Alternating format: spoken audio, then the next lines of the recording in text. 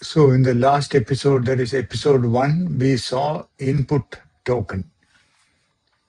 How the training data gets converted to token. So we saw that vocabulary gets created during the training itself. So it's not something outside the GPT of Andres Karpathy. So input corpus itself gets distilled into the tokens. Now, in this video, we're going to take it further and we will see token embedding or word token embedding, or in this case, character embedding. Last one was episode 1. In this one, we will see how the embedding gets auto-created, or as a part of the training, the embedding vectors gets generated. So that is the beauty of this. Right now, GPT only sees numbers. For example, A is 0, B is 1, C is 2, Z is 25, and beginning of sequence or end of sequence is 26. But here is the problem. Numbers like 0, 1, 2, 3 have no meaning. They don't tell the model that A is similar to E. M appears often in names. Q is rare. Now, how does GPT convert numbers to understanding? Today, we turn integers into vectors. This is where intelligence begins. Again, token IDs are just indexes. We saw that sorted vocab is A to Z is saved in a list, and index of that list is the token ID. But if we feed these numbers directly into a neural network, 0 is less than 1, 1 is less than 2, that implies numerical ordering. But language does not have numeric ordering, right? Z is not 25 times more important than A. So we need something better. In Andres Karpathy's code, this location, we saw that this state underscore dict is the location where all the parameters are saved, or the variable where all the parameters are captured during the training. And this is what we save and load. This WTE, or word token embedding, is a matrix with vocab size. What is the vocab size? 27. That is 26 alphabets plus 1 BOS. And embedding dimension size. What is the embedding dimension size? It is 16. See this? So we create a matrix of that size. So that is, every token ID gets 16 numbers attached to it. So token ID for A will have 16 numbers representing its vector location in its embedding space of 16 dimensions.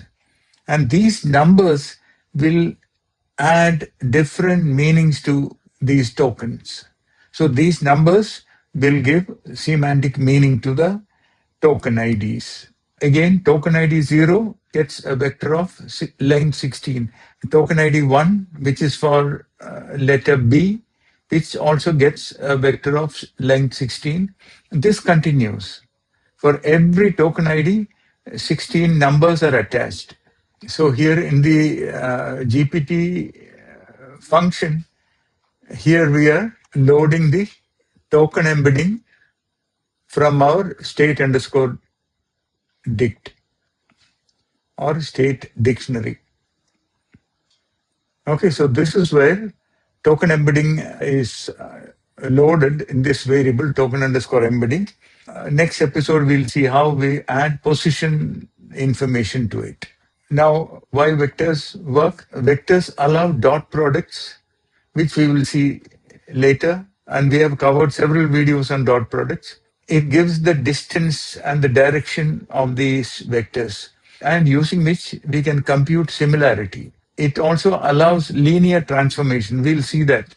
It also helps us in attention operations. We are coming to that in subsequent episodes. So if token IDs were scalars, you cannot compute meaningful similarity. If embeddings are vectors, we can compute q equal to xwq, k equal to xwk, etc., which we will see in subsequent episodes. We will understand them clearly step by step.